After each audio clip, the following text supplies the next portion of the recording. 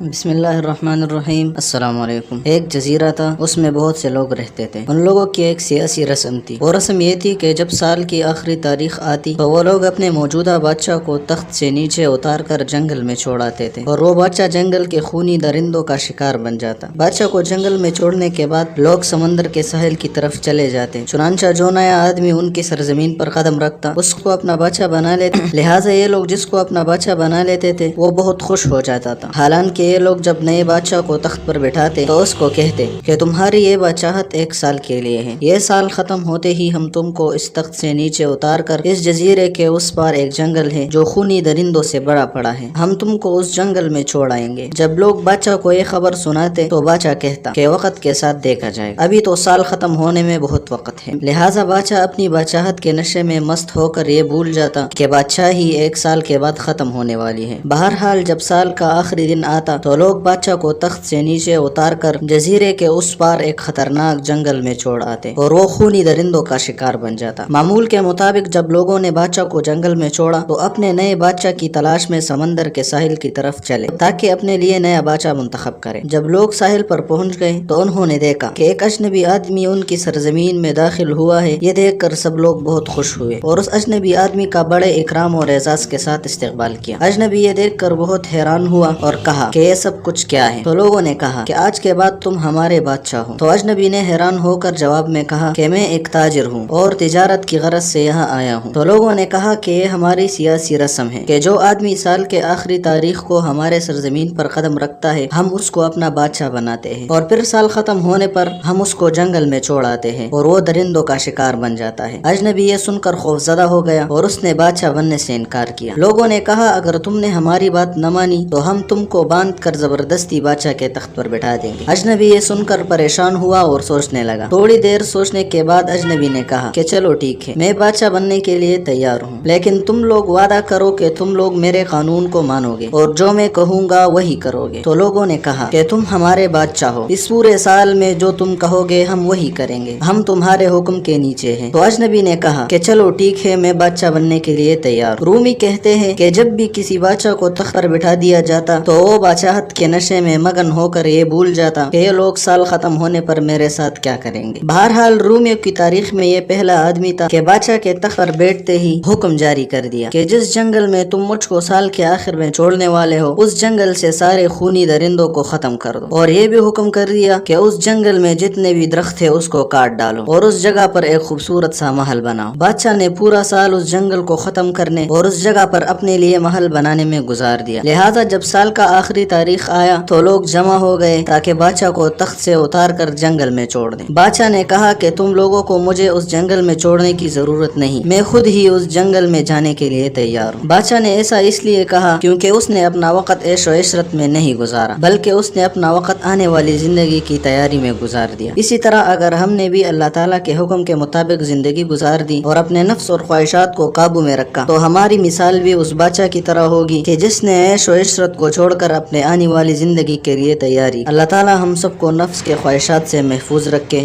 آمین۔ آج کے لیے اتنا ہی، باقی مزید اچھی ویڈیوز کے لیے ہمارے چینل اسلامک سٹوریز سبسکرائب کریں۔ پھر ملیں گے ایک نئی کہانی کے ساتھ، تب تک کے لیے اللہ حافظ۔